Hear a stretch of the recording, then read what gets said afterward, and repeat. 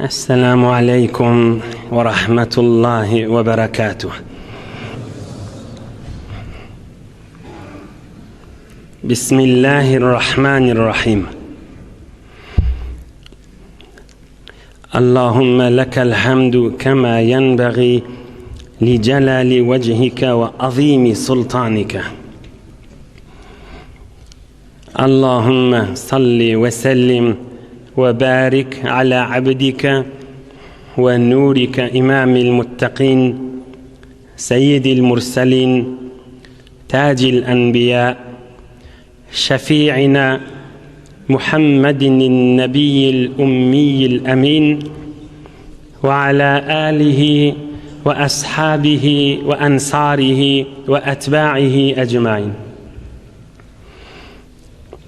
لا أسألكم عليه أجرا إن أجري إلا على رب العالمين.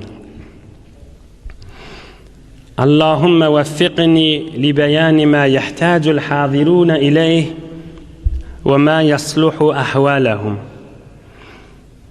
إلهي أنت مقصودنا ورضاك مطلوبنا، فأعطنا كلنا محبتك ومعرفتك.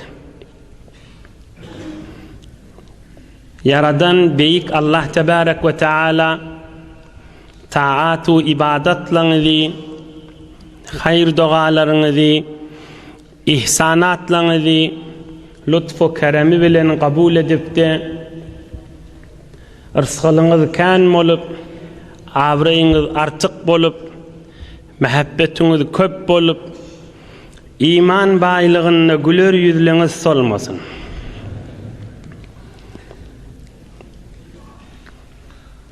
Süleyman ol Ali cahe, insu cinin padişahı, dev perinin kıblegahı, ol hem zembil dokuyup geçti.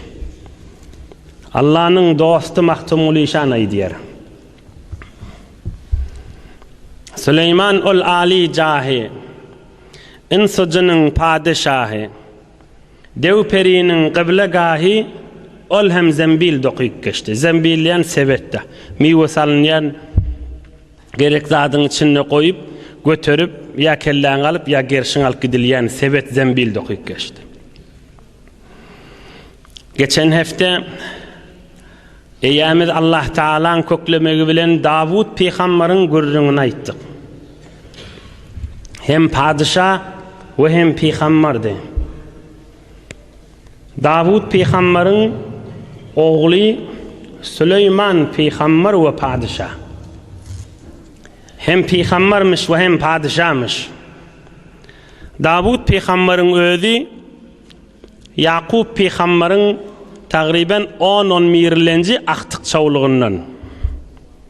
Yakub peygamberin Yahuda diyen oğlundan kaydan bir beyik insan. Yakub peygamberin Yusuf oğlu var da Yusuf peygamber ala nebiyina ve aleyhimussalatu vesselam Yahuda dipti oğlu var. Davud peygamber Yakub peygamberin neberelerinin aktık çavluklarından 10 mirlenci arkada etekte. Süleyman padişah da Davud peygamberin oğlu. Davud peygamber Allah Zülcelal'den dileptir: ey Rabbim eyem meni qowwerşin ýaly, meni qowwerşin ýaly, men oglumy da qowwer diýipdir. Hudaýa maňa mehabbetiň siňşýaly, meniň oglum Süleymany da mehabbetiň siňsin diýipdir.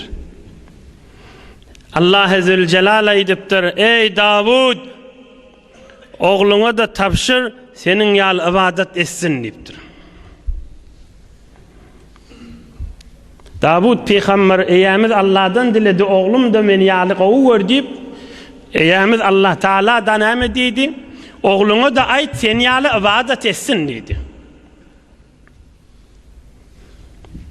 Bir wagtda bir ýaşul adam oğluna tapşyrýanna: ya bunayya, inneka mes'ulun yawmal qiyamati mâza iktesabta ve la yuqalu limen intesabta. در قیامت می پرسند عملت چیست؟ نمی گویند پدرت کیست. در قیامت میپرسند عملت چیست؟ نمیپرسند پدرت کیست. حضرت سعدی علیه الرحمه ایتیه kimin oğlu ol, kimin ahtığı ol, kimin gıydı ol, kıyamet gün sen daden kim, ecen kim deyilecek değil. Kimin ahtıkçalığı sen deyilmeye, amalın näme deyilyer. Kursağın yer dedi yüreğin, amalın nämedi. Davud peygamberin oğlu olsa da Huday Taala aytıptır, oğluna ait özün yanak ibadet etsin diptir.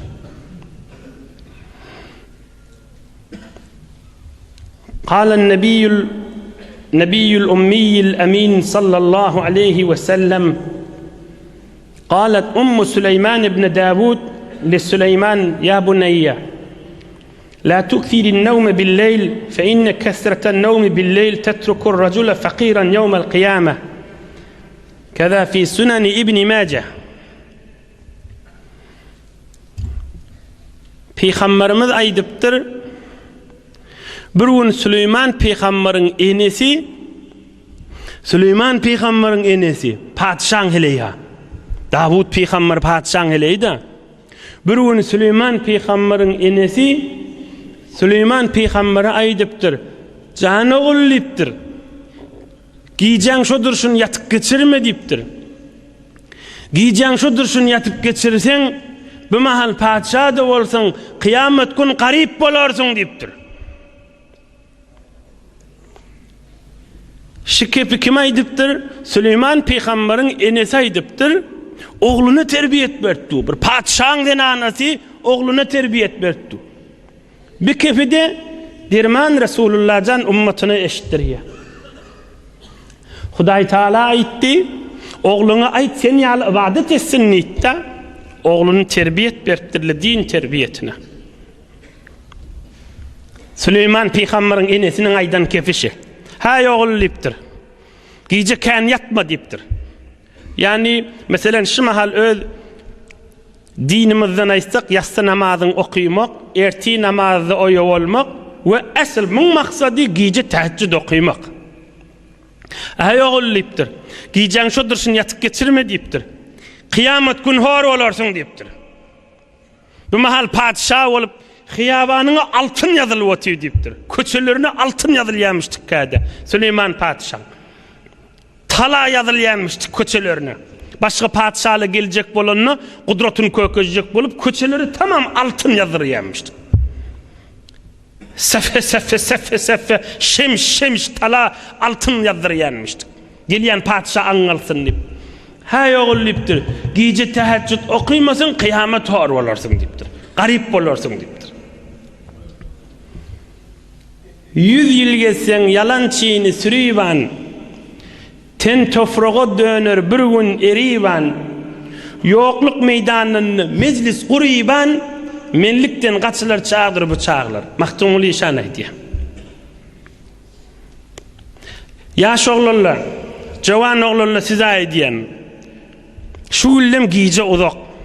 Takriben 4,5 koloyuna dangat yaşa, 4,5 da bariyan olsun. Akşam şu mahal 7,5, hadir 7,5, 8,5, 9,5, 10,5 da yastan 6 saat dangat yança vakt kalıyor. Ohum, başarsanız da ağırlam kışın giycelerini günü. Yok, bolcak değil, heftede bir giyce. Bolmasa ayda, bolmasa yılın içinde bir giyce teheccüde turun. Mahtumul İşan havluk mailin dinlaylin. Näme diye 100 yıl geçsen yalançıyını sürüyvan. Şayet Mahtumul İşan şu kefi Süleyman peygamberin enesinden alan kefi olsun ha. Gözde 100 yıl geçsen yalançıyını sürüyvan. Şu yalançıyını 100 yıl padişahlık bilen sürsen de, ahir hoş geçirsen de, ten tofrağa döner bir gün erivan, bir gün bir göz kum garılacak, bir dil kuma garılacak, diş kuma garılacak, bir yanak kuma garılacak. Yokluk meydanını meclis kuruyban, millikten kaçılar, çağdır bu çağlar. Teheccüd vakti, yani inni 4 yarımda şuullem daňassa, hamana sen 4'te tursaň, dähret sınjaň 15 dagyga bolsa, 15 dagyga aňyrda tahajjud namazy okuymagy tagriben 4 rekat, 6 rekat, 8 rekat wagtyň bolýar. Sadece aydın tahajjudun tertibini kısa jaytjak. Çünkü bu mahal wagt onqy däl. Turup dähret kılın, yeňiljek 2 rekat namaz okuyun bolar. Ulamalar aýtýar, bir tahajjud hesap däl, bir dähret namaz bir okudan açylar yani. Yeňiljek bir alham, hamany bir kul huvallahu ahad. 2 rekat salam berdin, inni bir 2 rekatın bir uzagrak okuy. Çyn asl tahajjud şübiri. Peygamberimiz aleyhissalatu vesselam erti namazı uzak okuyanmıştı. Tahajjudu erti namazdan ne beter uzak okuyanmıştı. O cürü bolmasa da bir 2 rekat paylı ol qalın tahajjuddan. Tahajjud diýdiği daňdan önçek turup namaz okuymak diýdi. Ýene aýdýan, heftede bir gün başarmasaňyz, aýda bir gün turun. Turup başarmaýanmy? Öz ýanyňdan mert bol, daýaw bol. Şun 9'da yat hamana. Erti 10'dan geçirmen hükmen yat. Men tahajjudda turjak diýip, özüň menen Allah'ın arasynda. Hudaý bilen araňda perdede galmaýa, yokluk meydanynda meclis gurýban. Oňam tahajjud okuýsaň, Hudaýa men kim bolup durun? Hudaýa men sen ejiz benden bolabilsem, Hudaýa men rahmatyňa sal. Ine sen Allah'ın bir söýen bendesida. Tahajjud gece turup namaz okuyma barada Peygamberimizin bir derman sözleri var. Yattaş edipdim, bitadi yine yazmadım. Aýsam uzağa çekecek Süleyman Peygamberin gurrüňinden çykjak. Allah köplesi bir wagt aýdar inşallah. Yine aýdýan, heftede bolmasa aýda bir gün turun. Hi bolmasa kış çykýança. Aýda başarmasaňyz da şıkkışın içinde bir gecen bir 2 rekat tahajjud okuýun. Allah'ın huzuruna keyif edersiniz kıyamatta. Hudaý Taala ulamalar aýtýar, cenneti bahane bilen beren, baha bilen berip bolmaz diýipdir. Cennet kımmatly da. Baha bilen aljak bolsaň kyn bahane bilen beren. Tahajjud okuýarly tursun diýse, ay sene ömrüňde bir jak aýtar turdyň, otur diýilmer. Hudaýyň rahmaty kändir. Allah'ın rahmatyndan umydwardyr. Sürüň içinde bolmasaň da ahirragyna bolsaň da giýrip edýär, Hudaýyň rahmaty kändir. Süleyman Peygamberin enesi aýdypdyr, oglu ulup barýaka. Jany ogullypdyr. Däden padşa, özüň de padşa boljak, giýjaň şu durşun ýatyp geçirme diýipdir. Hudaýyň huzuruna arasda jawalla, Allahu ekber diýdi dur diýipdir. Allah uludur diýdi dur diýipdir. Süleyman Peygamber terbiyet tapdy. Dädesi padşa pesperçilik bilen iman menen eştensiňiz Süleyman Peygamber padşalykda beter maruf tarih dünýä bilýär. Başga näme menen ýakasy belli Süleyman Peygamber başga näme menen taýin bellimişdi. Pesperçilik bilen. Şi kärgerli hyzmatkarlara nahar düşürenne öýde aralaryna baryp oturup bile tabakdaş bolup nahar ýýärmişdi. Gelin üýşüp ýeýliň diýip. Ol ýaň Mahtumul İşanyň aýtýana, gije turup namaz okuýsaň seni mellikden çykarýar. Kärgerli bilen, hyzmatkarly bilen üýşüp, gelin bileje nahar ýeýliň, alawariň diýip bileje ýýärmişdik. Birde ýaň Mahtumul İşan aýtdy, ol hem zembil dokuyup geçdi. Bärek elleri bilen sebet dokuýanmış, mewe goýulýan. O ham dokuyup, hadymlary ýa oglunyň birine tapşyrýarmış, bar ogulşyn bazarda sat. Şoň puluna çörek getir, ýerfýärmişdik. Ýan çöreğini dokuýarmışdyk, sebetçik dokuýarmışdy. Enatasynyň beren terbiyeti bilen bolan beýik insan boldy. Dew periniň gyblegahy jyllar diýenni diýeti. Kulle bennâin ve gawwas şun okulcuk Kur'an-ı Kerim'in manasyny we jyllary barmışdyk, derýa girip derýaň içinden altyn çykarýarmış, marwaritler çykarýarmış, sadefler çykarýarmışdyklar. Süleyman Peygamber onda da sebet dokuýarmışdy. Sebet dokuýup barmışyň satyn puluny çörek getirin diýärmişdi. Çörek pişirt diýärmişdi. Şondan ýýärmişdi. Inhem Süleyman Peygamberin Kur'an-ı Kerim'den bolan görüňine gireýliň. Saat suresinin mübarek Saat suresinin 30-njy aýada Geçen hefte Davud peygamberin gurrunu ayttık. Bir hefte şoň ýyly Davud peygamberin ogly Süleyman peygamber. Bismillahirrahmanirrahim. Ve vehebna li Davud Süleyman ni'mal abdu innehu awwab. Allah Azze Celal aýdýar, Davud peygambere Süleyman'ı verdim diye. Nagat qawa adamdy. Hudaý aýtdy, Allah Azze Celal aýtdy. Ni'mal abd. Süleyman peygamber nagat qawa adamdy. Innehu awwab. Hudaýyň gafsyna zol öwürlip gelerdi. Rabbim eyem, Rabbim Allah'm, Rabbim eyem, Rabbim Allah'm. Subhanallah, elhamdülillah, Allahu ekber, estağfirullah, la ilahe illallah vahdehu la şerike leh. Zor Hudaýyň gafsyna öwürlip gelerdi diye. 31-nji aýa. İz urida aleyhi bil aşiyyi safinatul ciyad. İkinnirek hewri igdiş, hewri aram, hewri qaw bidu atlary barmış. Cihad etmäge. Üstüne minip kafirler bilen çalışmadan çüreyim, uruşmadan çüreyim. İkinnirek şol atlary bir görjek dipdir. Oham hewri Kur'an aýdýar, bil aşi es-safinatul ciyad, hewri qaw atlary wady diýär. Oham şolar gözläp barşyna ikinnin okuyan Kur'an okuýan. Faqala inni ahbabtu hubbal hayri an zikri rabbi hatta tawarat bil hijab. Şu atlary gözläp barşyna gün ýaşypdyr. Hemişe ikinnin okuyan tesbihlerin okuyup bilmendir. Onun ýanyňky hyzmatkar ýa beýleki musulmanlar beýleki ınsjyn Süleyman peýgamberiň haýbatyndan çekinip hiç kim ey peýgamber hemişe okuyan tesbihleriň galasyň diýip aýtmaga çekinipdirler hemmes haýbatyndan. Saat surasynyň 31-nji aýaty, 32-nji aýat. Birden gün ýaşypdyr. Bir tofar tesbihler galypdyr, atlaryny gözläp durşuna. Faqala inni ahbabtu hubbal khayri an zikri rabbi hatta tawarat bil hijab. Wa adibtir Süleyman peýgamber. Atlar men gowurup, bah ajab çapýa biler, ajab çapýa biler, hewr gow ataýp biler diýip gözläp barşyma. Hudaýyň zikrinden men gallym, hatta tawarat bil hijab gün ýaşdy. Rudduha aley. Şu atlarga öwrüm getirin bärik dipdir.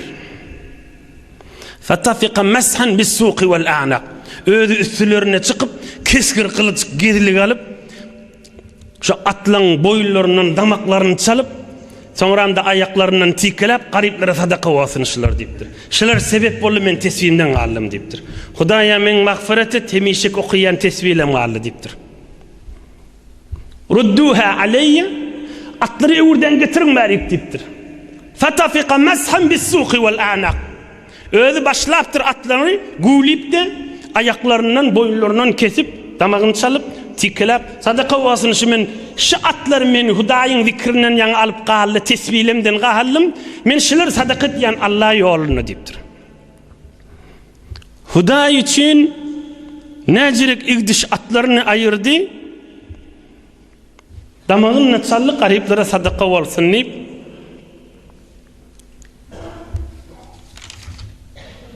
عن الحسن رضي الله تعالى عنه لما عقر سليمان على نبينا وعليه الصلاة والسلام الخيل أبدله الله تعالى خيرا منها وأمر الريح تجري بأمره رخاء حيث أصاب. وتضلت آيات شورن با. أي جماعتler Süleyman peygamber atlarının damağını çaldı. Hudaý üçin meni şular zikirden goýup dip. Hudaý Taala ýeli ösýän ýeli ihtiýaryna goýupdyr. Inni hemişe ýel bilen uçdy gidaga dipdir. Allah'ın koyan kanunu şu da, her kim Huday için bir iş etse, her kim Huday için bir günahını ep berse, her kim Huday razı olsun deyip qaharını ep berse, Huday razı olsun deyip ulu günahını ep berse, haram içkiğini ep berse, haram imanı ep berse, haram satışmanı ep berse, Allah vaade vertir, şondan kovuyunu vereyim deyiptir. Süleyman Peygamber atlarının damağını çalıptır, Huday aydiptir, indi yelin üstüne, yel, havanın üstüne uçta gidiverin deyiptir. Fesakharna lehur riha, inni yeli, ösyen yeli Süleyman Peygamber'in ihtiyarını koydum. Tecri bi emrihi haysu asab. Ruhan, şu Süleyman Peygamber yelin üstüne minip giden ne var? Bir arpa buğday bişip duran olsa, ikinin üstünden geçip gidenine, ikinin hoşalarını kıyımlatmayamıştık. Hiç kimi zerersizmiştik gidişi. Yoksa yelimin gidenine şu yel üst küçük olsa, bir tufur yerler haraplap gitmeli lan. Hiç olmasa hoşaları kıyımlatmalı, diyana kaçacak ya hoşaları yıkacak. Bişip duran ikin, hasıl arpa buğdayın üstünden gitse de, ikinin hoşası kıyımlatmayamıştı. Fakat şunun özünü, kâda koşunu bilen bile ekityenmişti. Allah Zülcelal kudret kelamı Kur'an-ı Kerim'deydi. Fesakharna lehu'r riha tecri bi emrihi ruhaan haythu asab. Huday için atının damağını çalıp sadaka etti gariplara. Atsız oldu da. Yok Huday aydiptir, yel bilen koşunun menen bile uçta gidiver deyiptir. Öyleçeli bir aylık yol, öylüden son bir aylık yol uçuyanmıştı. Bigat koşulları bilen barıp, bilici uçup bir yanadı konup, kafirler bilen çalışyanmıştık Süleyman Peygamber.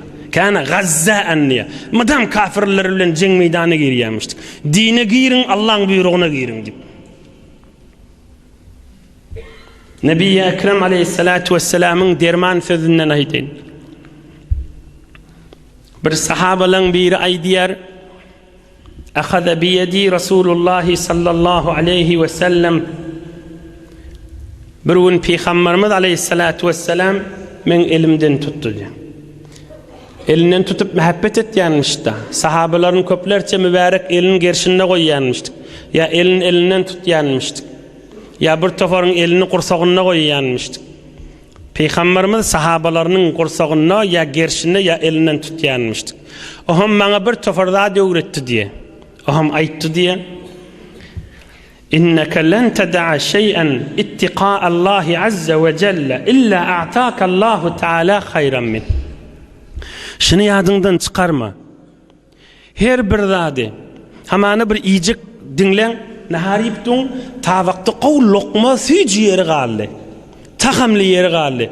Şunu iyesin de gelttu, içinden iyesin gelttu. Şunu imanı, ay şu yoldaşım iyisin, her kim olsun yoldaşı. Hala oğul gıydi, hala zenanası, hala dosi, hala keseki. Şunu iman anırrak sürsen, Allah'ın vaadesidir, şunun kovdadışın ağzına vererin dedi.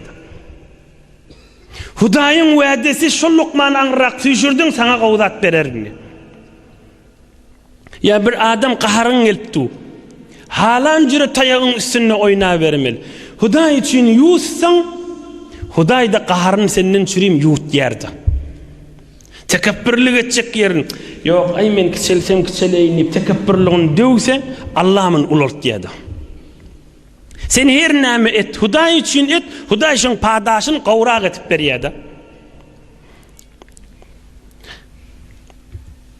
Ve iki adam kimdikçelerini çeliydi şu mahalla zihnimde şu mübarek tefsirde aydı yani. İki adam men öz huzurumda bana gurrun verdi. Her qaysı başka ha.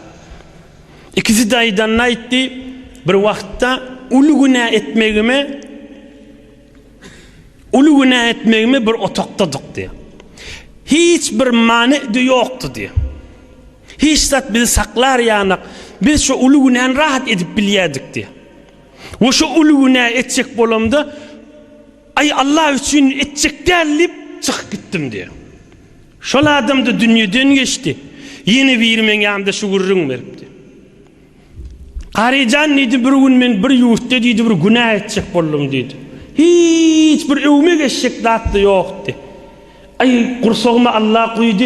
Yok men ay günah edecek derlip çık gittim deydi. Şol adam da dünyadan geçti. Allah'dan ümidi vardır inşallah. İkisine de şonun gowini verendir inşallah. Amin deyin cemaatla. Amin. Allah'ın vaadesi de. Hudayın vaadesi de. Ve hemmemiz de ölüp de gidecek bir gün. Hiçbirimiz de kalacak değil. İçeriğimiz bilen bile. Onu hiç gurrun yok. Hey canı sak keyif kokka gurrun verdiler. İkisi de dünyadan geçti. Eyyam Hudayım şahittir. Min kıyamatta da şahit şolara. Şu günahını men etmedim dedi. O şolar da dünyadan ötüp gittiler. Allah Teala'nın vaadesi Huday için etbersen men Huday vaade veriyen gowini vereyin niptirdi. Bir misal aydeyin, ben özümden misal aytmayın. Derman Resulullah canın sözünden misal aydeyin. Kâlen Nebiyyül Mustafa sallallahu aleyhi ve sellem gözümüzün nuru, başımızın tacı, derman Resulullah can aleyhissalatu vesselam aydıktır. Ata sâilun imra'atan ve fî femiha luqma. فأخرجت اللقمة فناولتها السائلة. Peygamberimiz aydıptır. Bir zamanna bir zenana nahar yiyip duranmıştı, kaza yiyip duranmış. Oham bir lokma ya ahirki lokması ya yiyip tuğan, başka da yok ahirkisinin işi. Şonu yiyecek bolup ağzına kolayladanna bir kafeyin ağzına bir dilekçi geliptir. Çın metac adammıştık. Bir yerim zadın yok mu deyiptir. Ama bir de saklap şınalağa deyiptir. Yan kayıtlayan görürüngümüzde tağamılca yeri, süyücü yeri, ahirki süyücülük deyip iyen yerini senalağa deyiptir. فَلَمْ تَلْبَثْ اَنْ رُزِقَتْ غُلَامًا فَلَمَّا تَرَارَى جَاءَ ذِئْبٌ فَاحْتَمَلَهُ فخرجت تعدو في أثر الذئب وهي تقول ابني ابني. Bir çarvada ovadamıştıklar. Ohum yankı zenana sonra bir oğlu oluptur. Ferzend oğlu oluptur. Ohum oğulcuğunu öyde koyup ya eyvanına koyup özü mal bakmağına malları koyuptur dedi. Ohum bir möcek gelip böğrü, möcek, gorgu bir möcek gelip yankı oğluncuğu ağzına alakana alıp gidiptir. Zenana da görüptür mini. İzinden bay yortuptur. Hay oğulcuğum gitti, hay bağlam gitti, hay bağrım gitti deyip. فَأَمَرَ اللّٰهُ عَزَّ وَجَلَّ مَلَكًا اِلْحَقِ الذِّيبَ فَخُذِ الصَّبِيَّ مِنْ فِيهِ وَقُلْ لِأُمِّهِ اللّٰهُ تَعَالَى يُقْرِئُكَ السَّلَامِ وَقُلْ هَذِهِ لُقْمَةٌ بِلُقْمَةٍ.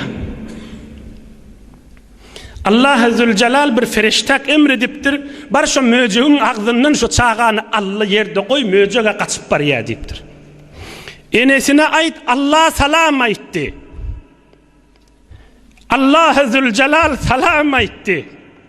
Ve ait o lokman beraberine bir lokmanı sana sakladım deyip aydağa deyiptir. Ve kul hâzihi lukmetun bi lukmetin. Olar bir ağsım çörüğü onu verdin, möceğin ağzından bir ağsım çağanı sana sakladım deyip ayt deyiptir. Ve kul hâzihi lukmetun bi lukmetin. Ayt deyiptir, olar bir ağsım imani, bir mehtaç adamı verdin, şol ağsımın beraberine bir ağsım oğlunu möceğin ağzından alıp kalım deyip ayt deyiptir. Bir ağsım çörüğün erzeşi, bahası kımmet kanmiye bir neresi çağan. Bir aksım çörüğün erzeşi kanmi, bir beni adamın bir neresi çağasının erzeşi kanmi. Hudayın vaadesidir ey cemaatler. Sesim eşityen, zapt bolup yerin yüzünü her yerine sonra eşitse de, sesim eşityen zenana o erkek. Hudayın vaadesidir ne mezadı. Huday için etmesen, Huday için ay men şu sen kıvarsın neysen, Huday için ay men kaharım yuttum diysen, Huday da sana kahar yeltuğa kaharın yutacak da, şol kaharın yuttun ine men de yuttum diyecek da.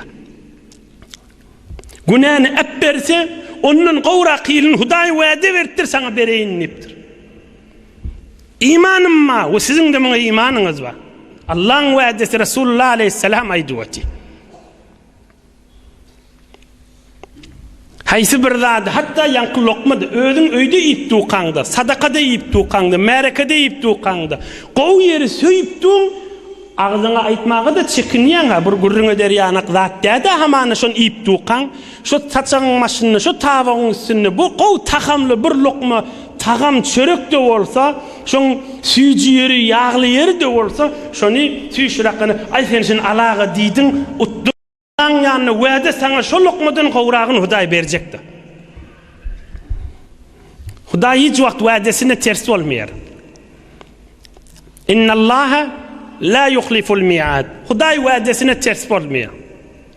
Yankı möcüğün gurrunu bir gireyli.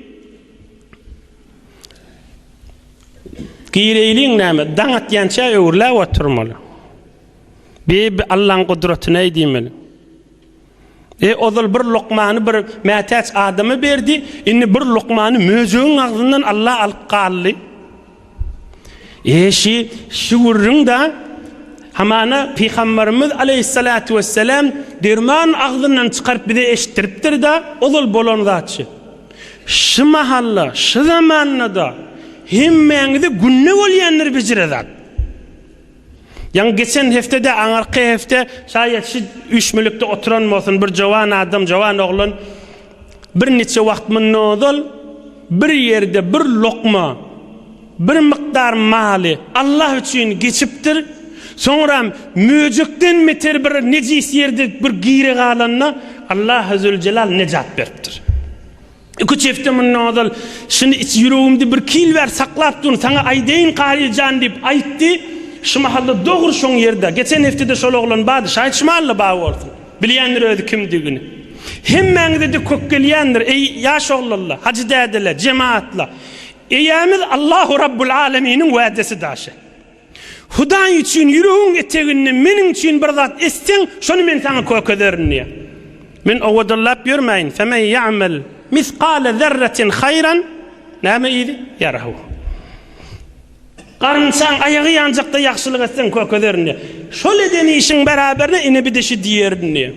İne bizim meydanımız şu dünyada şmal. İne şu giyci de bizim meydanımızda. Gününün cemaat bulup fitne, afet, köfülün zamanının içinde Hudayın kelamının manasını eşitersip gününü otuyunuz. Huday Teala Süleyman Peygamber'in bereket nurunun bizim üstümüze yağdırsın. Huday Teala kıyamet gün mehabbet bilen kullaşmak şol büyük peygamberle bilen hemmemden nasip etsin. İnşallah inniki heftede Kur'an-ı Kerim'in izinle Eyyub peygamberin gurrunu eşek dert bilen geçen Allah Zülcelal'ın söyün bendesi inşallah onun hizmetine de yetirir. Bir alham 3 kul huvallah okuyayım ilgun vatanımda dua edelim.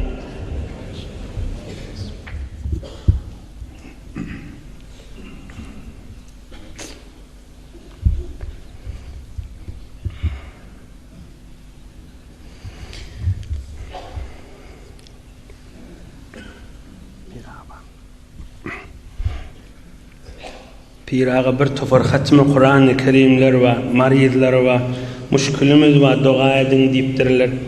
O bir de ol bennani qatletiptirler muhitbanni. Taç Muhammed Başkara doğan şu bennani qatletip öldürüptirler. O bennani de ruh şad bolsun deyip dua et ve tamam merhumlara dua et. İlahi amin. İlahi amin ya Sultan. Amin ya Erhamer Rahimin. آمين يا مجيب الدعوات آمين يا قاضي الحاجات إيمان يريسن محبت يريسن بركت يريسن حلالlık arasılık yürüsün. Ol bennelerinde ruhlar şad bolsun.